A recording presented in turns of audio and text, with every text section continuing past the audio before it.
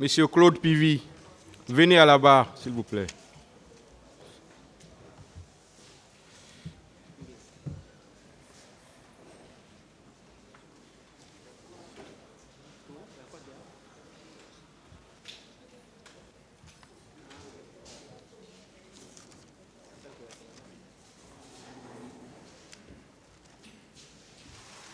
Asseyez-vous.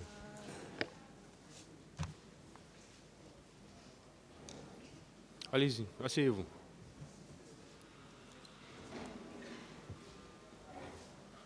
La partie civile avait la parole.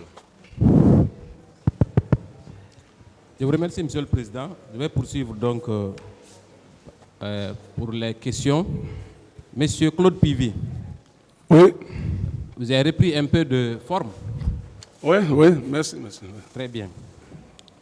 On était sur le cas de Hamdallah. Je vous avais demandé la raison qui avait prévalu, votre détour par Hamdallah pour continuer au camp. Qu'est-ce qui a prévalu? Je n'ai pas été à Hamdallah. Très bien. Et je vous avais lu aussi l'extrait d'un procès verbal d'audition d'une partie civile du nom de Abdourahim Diallo. Je vais toujours poursuivre. À la deuxième page maintenant, il vous accuse encore d'avoir donné l'ordre à vos éléments d'ouvrir le feu sur les manifestants quand ils ont protesté par rapport à votre présence à Hamdallah. Qu'est-ce que vous en dites? Je n'en sais rien. Très bien, merci beaucoup. Monsieur le Président, je vais poursuivre mon questionnaire. Cette fois-ci, je voudrais savoir, Monsieur Claude Pivy, le 29 septembre, le lendemain des événements, est-ce que vous vous êtes rendu à Haute-Banlieue de Conakry? Plus précisément sur l'axe? Non. Vous ne vous êtes pas rendu sur l'axe? Je n'ai même pas sorti au camp le jour-là. Avec tout votre cortège? Non. Très bien. Il y a également une autre partie civile qui viendra certainement lors de la confrontation. Et dans son procès verbal, je précise qu'il est daté du 19 novembre 2012 et la partie civile s'appelle Bamamadou Alimou. Voilà ce qu'elle dit. À la première page. Le 29 septembre, étant à la maison aux environs de 9 h, j'ai vu de passage Pivy et son groupe. Soudain, j'ai appris qu'il y a eu d'altercation entre lui et un groupe de personnes au cours de laquelle un jeune a été abattu à bout portant. Est-ce que, à Bambeto, le 29 septembre, votre groupe, sur votre instruction, n'a pas abattu un jeune? Je n'en sais rien. Très bien. Vous pouvez continuer la négation. Ensuite, lorsque j'ai voulu prendre le petit qui a trouvé la mort, aussitôt j'ai reçu également une balle au niveau de ma jambe gauche. Donc c'est une partie civile qui voulant sauver, ou en tout cas prendre le corps de celui qui avait été tué, a également reçu une balle tirée par des éléments sous vos ordres, mon colonel. C'est pas vrai. Très bien, je vais poursuivre. Ensuite, le jour du 28 septembre, Monsieur le Président, est-ce que vous vous êtes rendu au pont de Madina, mon colonel? Non.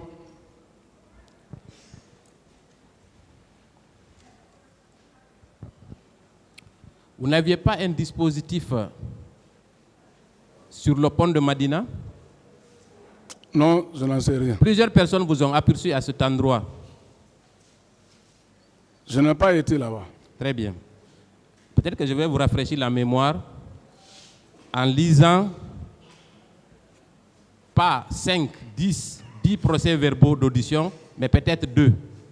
Puisqu'il y a au moins 10 parties civiles qui disent vous avoir vu, ainsi que vos éléments sur le pont de Madina. Très bien. Il s'agit notamment de Diallo Hawaou. Son procès verbal date du 10 mai 2010.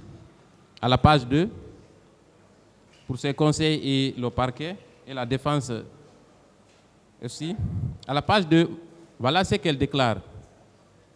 Lorsque je reprenais conscience, c'est-à-dire suite à une agression par un gendarme, elle a perdu connaissance. Quand elle reprenait conscience, elle déclare ceci.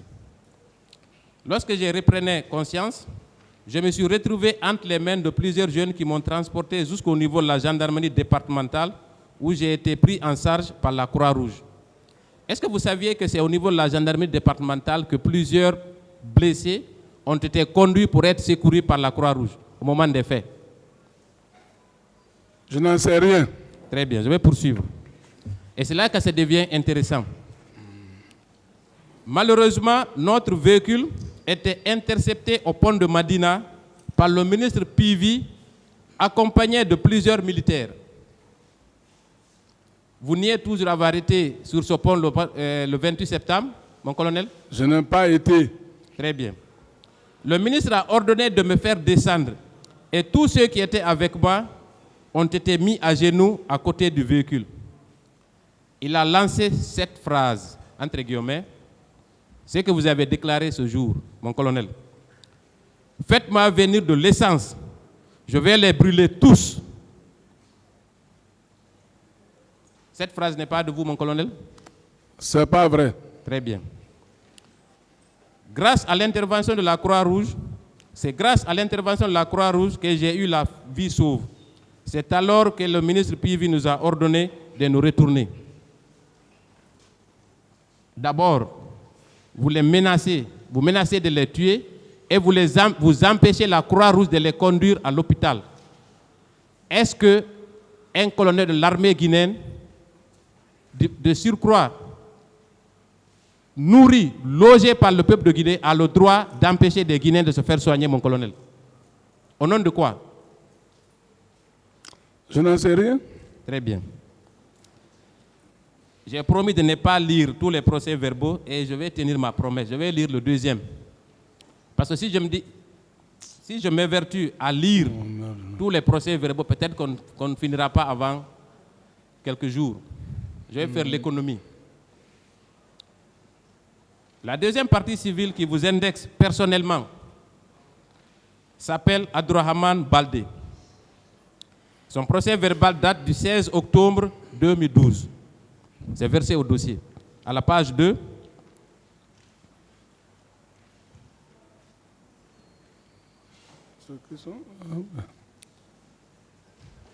à l'aide des agents se trouvant à l'extérieur du stade.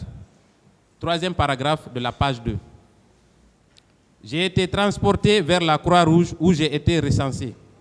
Il a été procédé à l'embarquement des plus souffrants pour l'hôpital d'Onka. Arrivé au niveau du pont de Madina, nous avons trouvé Pivi. Encore vous, mon colonel. Moi, c'est pas vrai. Encore vous. Très bien, je vais poursuivre. Qui a ordonné au chauffeur de s'arrêter pour nous débarquer. Nous mettre tous à genoux et en nous demandant si on ne savait pas que c'est le capitaine Dadis qui commande en ce temps. Ce n'est pas de vous? C'est pas de moi. Très bien. Est-ce que vous avez tiré des coups de feu en l'air à cet endroit, le 28 septembre? Je n'ai pas été au 28 septembre. Comment je vais tirer en haut? Très bien, très bien. Je vais poursuivre. Il disait également que si nous pensons aller à l'hôpital, qu'on se trompe, car c'est au camp Alpha Yaya qu'on doit aller. Aussitôt, le chauffeur s'est mis à supplier Pivi. Ça également, ce n'est pas vrai? C'est pas vrai. Vous êtes prêt à une confrontation également avec cette personne? Prêt. Très bien. Pour confrontation. Mon colonel, quand vous étiez à Conakry, vous êtes venu à Conakry en quelle année? À Conakry, je suis venu à Conakry en 1976. Très bien. Vous avez habité dans quel quartier? À Gbessia. À part Gbessia. Gbessia Port. Vous n'avez pas habité à Dar es Salaam? De Gbessia Port, j'ai monté à Dar es Salaam. Très bien. Est-ce que vous connaissez bon, j'ai déjà dit son nom, Abdourahmane Baldé. Il habitait à Dar Salam avec vous. Est-ce que vous appreniez le karaté aux jeunes de Dar Salam quand vous étiez à Dar Salam dans les années 1985? Oui, j'avais une salle à Dar Salam auquel je formais les jeunes du quartier là-bas. Voilà, donc vous étiez très connu à l'époque à Dar Salam, n'est-ce pas? Bien sûr. Voilà, donc c'est un des jeunes à qui vous avez donné une formation, qui vous a identifié au pont de Madina et qui a déclaré ce que je viens de lire. Qu'est-ce que vous en pensez? Je préfère qu'il soit là, on fait confrontation. Très bien.